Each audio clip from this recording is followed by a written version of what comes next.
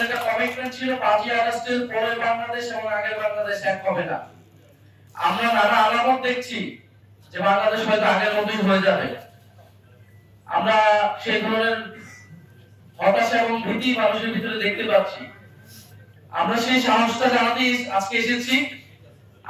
আমরা আমাদের শক্তি সামর্থ্য দিয়ে বাংলাদেশের যে পরিবর্তনের যাত্রা শুরু হয়েছে সেই যাত্রার পথে থাকবো এবং যারা অন্যান্য রাজনৈতিক দল রয়েছে যারা এই পরিবর্তনের পক্ষে কাজ করতে চায় আমরা তাদেরকে আহ্বান জানাবো এই ঐক্য প্রক্রিয়ায় যুক্ত হতে।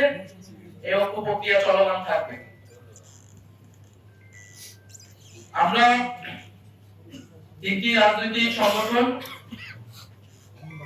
সংস্কারকে সামনে রেখে বাংলাদেশের জাতীয় মর্যাদা এবং অর্থনৈতিক মুক্তির প্রশ্নকে সামনে রেখে আমরা ঐক্যবদ্ধ হয়েছি। আমাদের এই যৌথ প্রক্রিয়া বা এই প্রক্রিয়াকে আমরা নাম দিয়েছি গণতান্ত্রিক সংস্কার জোট। আমরা গণতান্ত্রিক সংস্কার জোট বলছি এই কারণে যে বাংলাদেশে বিগত 16 বছর এই লড়াইটা কিন্তু হয়েছিল গণতন্ত্রের জন্য, গণতন্ত্র প্রতিষ্ঠার জন্য। সেই গণতন্ত্র প্রতিষ্ঠার জন্য সংস্কারের আলাপগুলো ছিল। ফলে নির্বাচন কেবল ক্ষমতার পরিবর্তনের জন্য হবে না।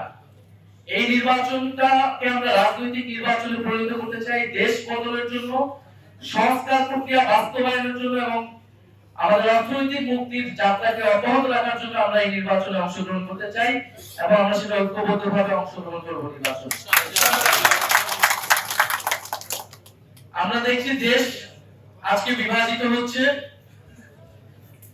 নানান প্রক্রিয়ায় দেশকে বিভাজিত করা হচ্ছে এবং যে সকল প্রশ্নগুলা এই মুহূর্তে বাংলাদেশে সবচেয়ে জরুরি ছিল আলোচনা করা, যে আমাদের গণতান্ত্রিক সংস্কার, আমাদের অর্থনৈতিক সংস্কার, আমরা দেখতে পাচ্ছি যে নানাভাবে সেই প্রশ্নগুলোকে ঢাকা দিয়ে অগুরুত্বপূর্ণ অনেকগুলো বিষয়কে গুরুত্বপূর্ণ করে তোলার চেষ্টা করা হচ্ছে এবং বিভিন্ন দলকে সিটের লোভ দেখিয়ে নানা জোটে নিয়ে যাওয়ার চেষ্টা করা হচ্ছে।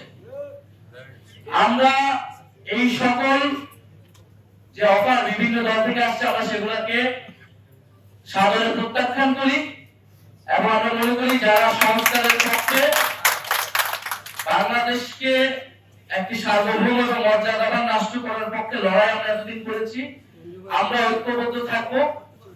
ফলে এই জোটটা কেবল নির্বাচনী জোট না, এই জোটটা মূলত রাজনৈতিক জোট।